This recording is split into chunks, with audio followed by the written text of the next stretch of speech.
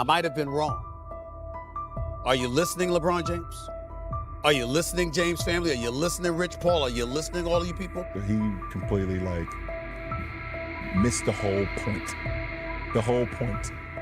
Never would I ever not allow people to talk about the sport, criticize players about what they do on the court. That is your job, to criticize or to, be in a position where, okay, if a guy's not performing, that is all part of the game. That's all part of the game. But when you take it and you get personal with it, it's my job to not only protect my damn household, but protect the players. So LeBron James decides who really, outside of his crew, doesn't really have any friends in the media. Suddenly, he's going to be in Indianapolis, drive into the country, and go and do a show that comes on immediately after First Take. Clearly, they were looking at it, and they used the Steve Nash, the upcoming Mind Your Game podcast with Steve Nash, to disguise what his real agenda was, which was to address me. Because he continues to lie to the world about what I said and who I was pointing the figure at. To regurgitate an obvious point, when I talked about Bronny James early in the season, and I highlighted the fact that at that particular moment in time, he simply was not ready, I was calling out LeBron James. LeBron James never addresses that with anybody. For some reason, no one ever asked him about that. I would tell you that I don't regret anything that I did in terms of handling the situation. I don't regret it now. And I would tell you my feelings haven't changed. I don't like him at all. He doesn't like me at all. I don't like talking about him because I think people think that I'm looking to talk about him. Like, LeBron's inside of Stephen A's head. If you don't ask me about him, I won't talk about him. You see what I'm saying?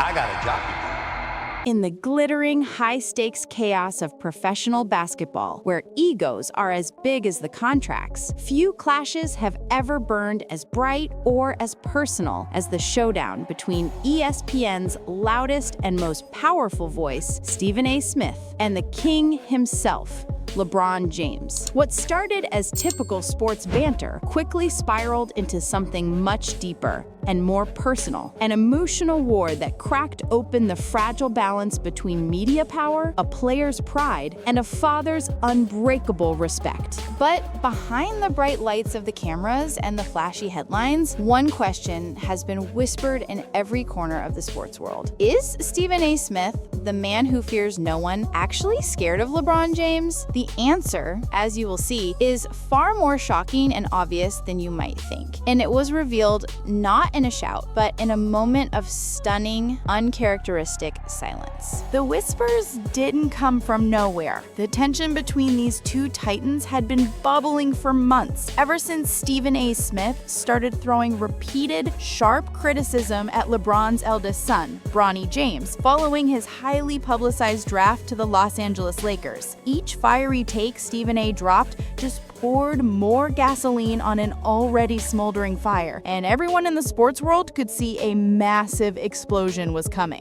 Then came that day, January 29th, 2025, the episode of First Take that changed everything. Millions of viewers tuned in expecting the usual heated debates, but what they got was a full-blown storm. He completely, missed the whole point. The whole point. Never would I ever not allow people to talk about the sport, criticize players about what they do on the court. That is your job, to criticize or to, be in a position where, okay, if a guy's not performing, that is all part of the game. That's all part of the game. But when you take it and you get personal with it, it's my job to not only protect my damn household, but protect the players. Stephen A. launched into one of his signature passionate rants, but this time his words weren't just about basketball. They cut deep into something sacred, LeBron's role as a father. He pleaded directly into the camera, "I am pleading with LeBron James as a father, stop this, stop this." His words were aimed at what he saw as LeBron using his influence to push Bronny into the league. But to LeBron and his millions of fans, it sounded less like a plea and more like a direct attack, questioning his judgment as a parent in front of the entire world. But Stephen A. didn't stop there. He doubled down, breaking down Bronny's early stats, highlighting every missed shot, every turnover, and every shaking moment. He called it objective journalism.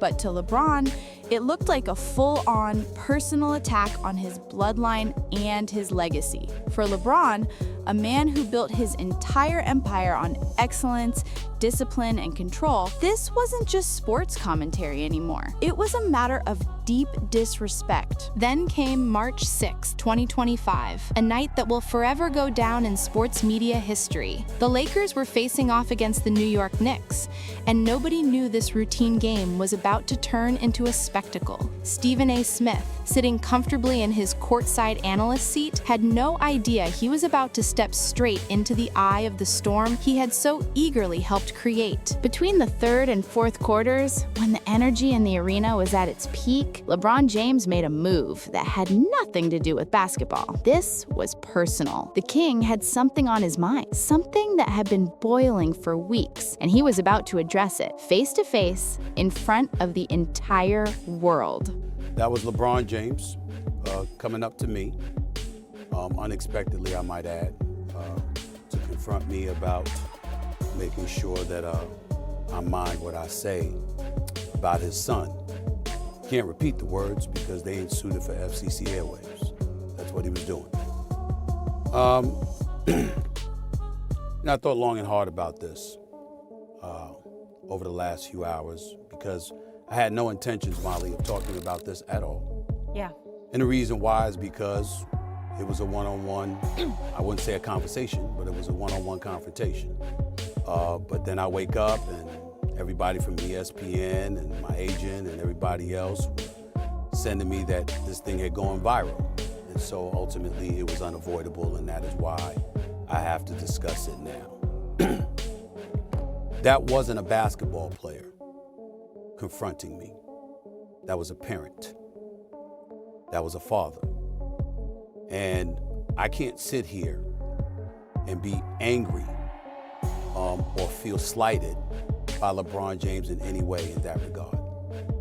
By all accounts, he's obviously a wonderful family man and a wonderful father who cares very, very deeply about his son. And based on some of the comments that he had heard, or shall I say, I think he thought he heard,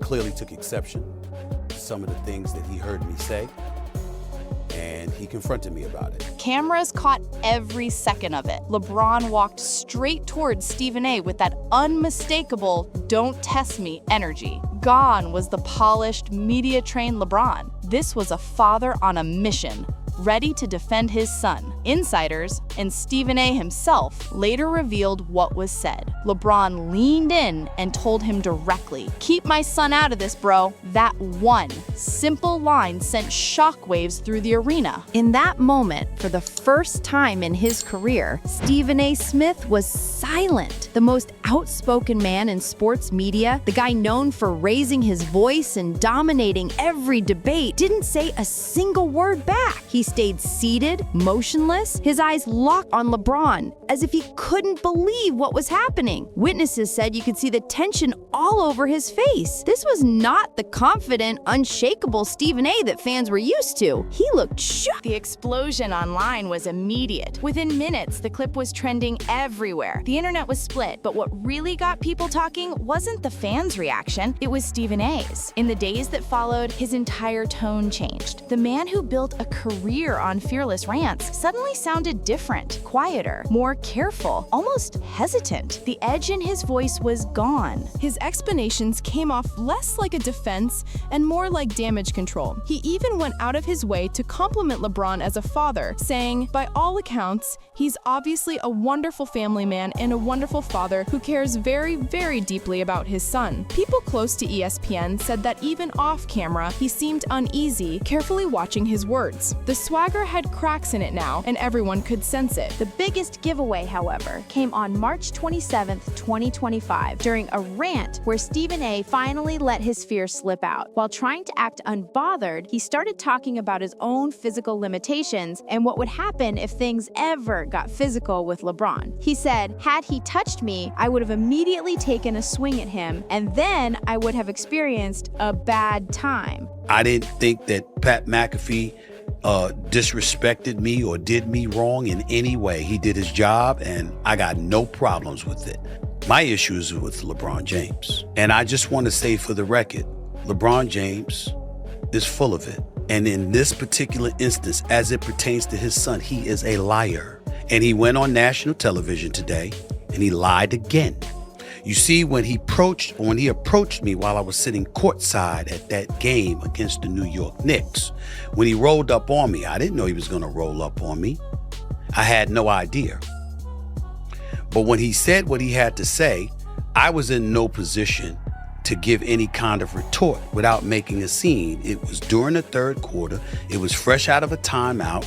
It was him walking to the basketball court. It was on national television. The cameras were rolling. And had I done something, what do y'all want me to do? You want me to act? You want this to be a reincarnation of Chris Rock and Will Smith? And let me state for the record that while we bring up that, let me assure you it wouldn't have gone down like that. I would have gotten my ass kicked. That line, "a bad time," was a stunning admission. He was flat out admitting that he knew exactly how a physical confrontation would end for him. His fear became even more obvious when he started constantly mentioning his security. Suddenly, Stephen A. couldn't stop telling his audience that he travels with protection everywhere he goes, that the FBI and local police always know his whereabouts. This sounded less like a flex and more like a man desperately trying to convince himself and the world that he was safe. The timing made it obvious. This was all happening right after the LeBron situation blew up. Just when it seemed like things might cool down, LeBron took the feud to another level: psychological warfare. He posted a clip mocking Stephen A.'s old, embarrassing boxing workout video, and it went viral. With over 1.8 million likes and celebrities jumping into the comments, it was a moment of next-level public humiliation that no amount of PR spin could erase. Stephen A. tried to laugh it off, admitting the post was embarrassing, but then claiming he wasn't bothered. The contradiction was clear as day. He was bothered. He was deeply bothered. He was trying to keep his tough guy image alive, but the cracks were showing fast. The man who never blinked under pressure had been checked, both publicly and psychologically, and something had clearly shifted. That shift became undeniable during his response to Bronny James's breakout 17-point game against the Milwaukee Bucks. Fans expected the usual smug criticism, but what they got instead shocked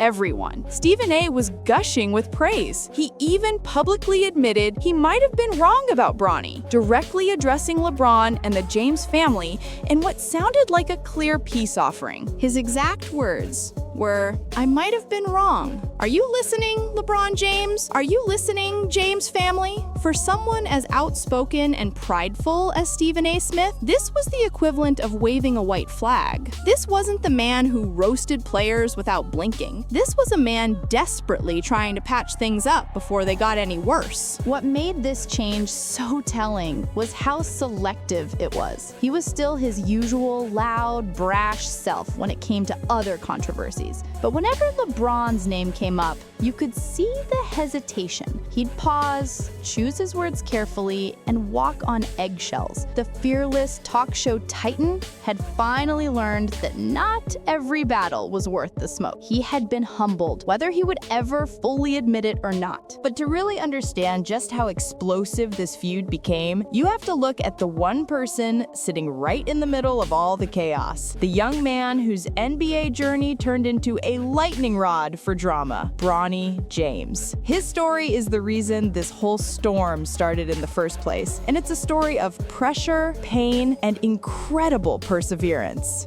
Just a year before that draft, on July 24th, 2023, Bronny nearly lost everything. During a USC basketball practice, he went into cardiac arrest. His heart stopped due to a congenital defect. Doctors said it was a miracle that he survived at all, let alone that he was able to return to basketball less than a year later. LeBron's emotional retelling of that nightmare gave the world a glimpse of the terror the family went through. So, when Stephen A. went after Bronny's stats, it wasn't just commentary to LeBron. It was a deeply personal insult, a punch to the chest of a father who had almost buried his child.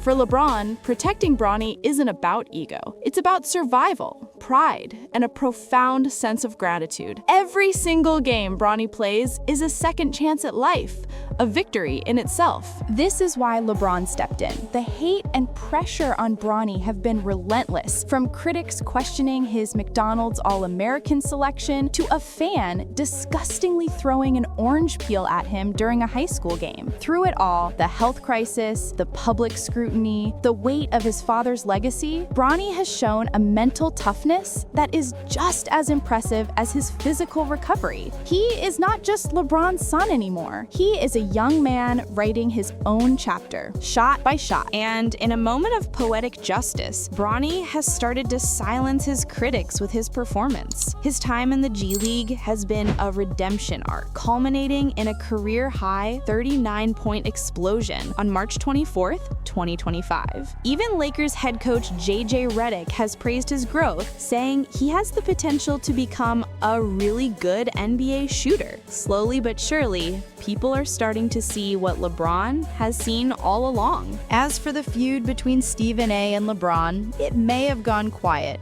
but it is far from over. The tension, the pride, and the power dynamics are still simmering just beneath the surface. Stephen A. Smith, for the first time in his career, learned a lesson the hard way. When you go after the Kings family, you're not just fighting a player. You're challenging an empire, and that is a war you are never going to win.